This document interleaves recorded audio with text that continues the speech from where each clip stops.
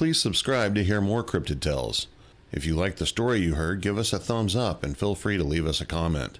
If you'd like to hear your own cryptid encounter on Cryptid Tales, send us an email at cryptidtalesmail@gmail.com. As a kid, I would spend most of my summer vacation with my grandparents.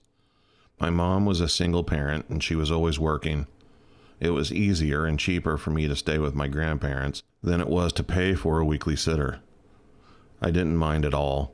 I preferred staying with them, plus they had a lake house where we spent the majority of our time together. None of my friends knew anything about fishing and exploring the woods. They were all city kids. But for me, I got to live in both worlds.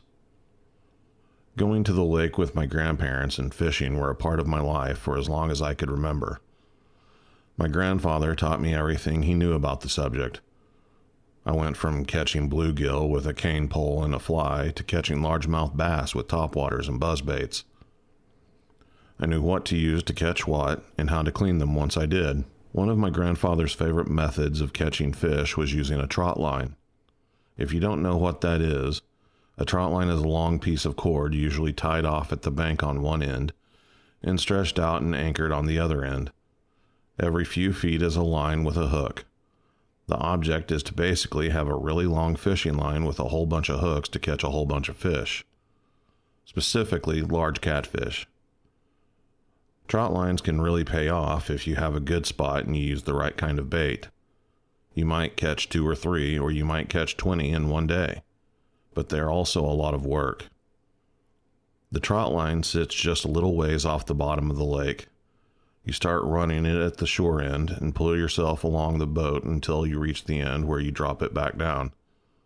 You have to make sure all the hook lines are baited and in good shape. And you have to be especially careful that you don't hook yourself. One wrong move and you could find yourself hooked being dragged down to the bottom of the lake. I'd go with Grandpa to run the line every morning. We'd use bluegill and crawdads that we caught from the previous day to bait the empty hooks as we checked the line for anything we caught overnight. The next morning, we'd repeat the process. Most of the time it was a blast, especially when we caught a big one. But there were some mornings when the sun isn't quite up that, as a young kid, you just don't want to go. On those days, the only motivation I had was preventing Grandpa from going by himself. I'd never forgive myself if something happened and I wasn't there, so I'd go, even when I didn't want to. One summer, Grandpa had a surprise for me. We got up early on the first day we were there and, as usual, went to check on the line. Only when we got out on the lake, we went a different direction than we normally would. I looked back at Grandpa behind the wheel, but I could tell it was no mistake. We were soon at a part of the lake I had never been to before. I didn't recall ever even riding by it on the way to anywhere else either. Grandpa turned the boat wheel and headed towards the mouth of a small cove. Trees bordered both sides of the cove, and old weathered tree stumps stuck up from beneath the water. The daylight barely even penetrated this place. It was like driving a boat into a cave. The air even got cooler once we were in the cove. This place spooked me, but it was also untouched and looked fishy. We went around a curve, and I could see one of my grandpa's bright orange jugs marking his line. I knew it was, but I asked him if it was one of his anyway. He nodded an affirmative and started idling towards the jug. One of my main jobs as Grandpa's helper was to reach over and grab the jug when we got to it. I would hold on to it until the boat completely stopped, and then Grandpa would take over and pull the line up to the boat. Not only is the line tight, but it's also heavy. Cement blocks are used and spaced apart about every 20 feet to keep the line weighted down to the bottom. Because of this, you really can't tell if you got a fish or not until you get to the fish. That's why I like to be in the front of the boat. I would be the first one to spot any fish on the line. When we had one, I would yell for Grandpa and he'd come up to the front and take over. I remember that morning when we started running the line how much that cove really did smell like fish. Like the way our ice chest would smell when it was full of catfish waiting to be cleaned. We pulled on the cold, wet line, dragging our boat along. I waited with anticipation for any sign of a fish, but hook after empty hook, I was let down. I remember wondering if I'd even see a fish on the line as dark as this water was. It was almost like staring into a pitcher of tea, but I kept my eyes peeled for the white flash of a catfish belly beneath the surface. We had gone past about a dozen or so hooks when we came to one that was straightened out. Now, the hooks you use on a trot line aren't your typical fishing hooks like you have on a fishing pole. These hooks are for catching big fish and are about as thick as a wire hanger. They are made of steel and do not bend easily. Now, I knew that it most likely got hooked on a log on the bottom or a rock and had been straightened out by us pulling the line up to the surface, but in my head I imagined that it had been done by a huge flathead. We were just about to the end of the line, and so far we didn't have anything. I was about to give up all hope and tell Grandpa his new fishing spot was a bust when I felt something bump the line beneath the water. This is the first telltale sign that you might have a fish on the line. I looked ahead of the boat, but couldn't see anything. A few more feet and another bump, this time a big one. "Grandpa, I felt a bump," I said with sudden enthusiasm. "Well, let me know when you see one. It might just be a log." It wasn't a log. I could tell there was something on the line. Up ahead, about 25 feet, the water swirled at the surface. That always meant a fish, and that far out, it was most likely a big one. I kept pulling the line as moved closer and closer foot by foot. The water swirled again, this time sending ripples across the cove. I watched in awe as a huge tail fin broke the surface and curled as it went back under. It was the biggest tail on a fish I had ever seen.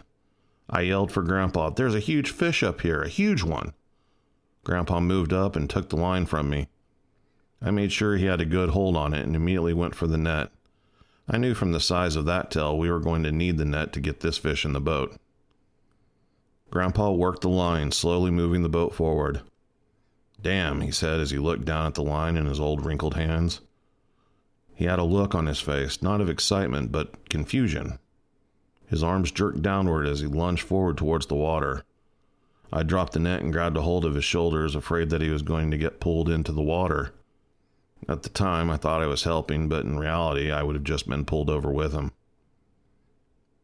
A huge splash broke the surface of the water just a few feet in front of the boat. Huge drops of water hit me in the face. I looked out towards the splash, waiting to see this giant fish we had hooked, as Grandpa pulled up on the line, trying to get a look for himself. First, we could see the tail fins come out of the water. They were huge and spread far apart. You could see one of our hooks stuck deep into the flesh right at the base of the fins. A bright red blood trickled from the wound and down one of the fins as it was held out of the water by the line. What kind of fish was this? The skin was so pale, almost white. Grandpa pulled the line a little more. That's when I first saw it. As Grandpa had pulled more of the line towards the surface, there was what looked like a hand clutching the line from beneath the water. 4 long fingers wrapped around the line. "Grandpa?" That's all I could get out. We both stared out into the water as this thing slowly rose up above the surface of the water. In some ways, it looked like a man. In other ways, it looked like a fish. In some ways, it looked like both. I'll never be able to erase that image from my head. It had pale white skin, almost translucent. Instead of hair like we have, what looked like long catfish whiskers draped down. Where we have a nose, it had nothing more than a slight bump. A mouth like a fish opened and closed like it was trying to draw air but couldn't. What I assumed were gills curved around the side of its wide neck that tapered out straight to its shoulders. It looked like it had some sort of thick slime covering its body. But the most frightening feature about this thing we were seeing was its eyes. They just blankly stared back at us, bulged out. They were a dark blue color, but not a pretty blue. The thing didn't blink. I don't think it even had eyelids. But the eyes sat behind what looked like a thick, pasty film. This wasn't a beautiful mermaid or a noble merman king. This was a monster. A tragic mistake of nature that shouldn't exist. I trembled at the sight of it and felt like I was going to vomit. I could see another one of our hooks stuck into the back of its upper arm. This thing was caught and couldn't get loose. I remember feeling almost relieved at the thought that this thing was going to die on our line. Grandpa told me to go start the boat, but I couldn't move. I watched as this thing slowly sunk back beneath the surface. Its long fingers slowly slid off the line until nothing was above the surface except its huge fish-like tail. Grandpa let go of the line and it zipped off the side of the boat, yanking the thing back to the bottom of the cove. Grandpa pushed me down in the seat as he got behind the wheel and cranked the motor. All I remember is the sound of the motor buzzing and the feel of the wind against my face as we headed back for the dock. When we got back to the house, Grandpa called Grandma into the other room and shut the door. They were in there for a while, and I imagine he was telling her what we had seen. Surprisingly, my grandparents kept the lake house. Grandpa still fished, he would still take the boat out, but he never ran a trotline again. He passed away before I was ever old enough to really talk to him about what we had witnessed. I brought it up to Grandma once, and she just said that whatever we saw, it sure did shake up my granddad. My mom never believed me, and I don't think Grandpa or Grandma ever told her about it. But I know what happened that day. I know what we caught on that line. I never went swimming in a lake again. I don't even like to fish anymore. I don't know if that thing died on that line or if there were more than one of those atrocities in that lake, but I don't want to know about it if there are. I never want to see one of those things again.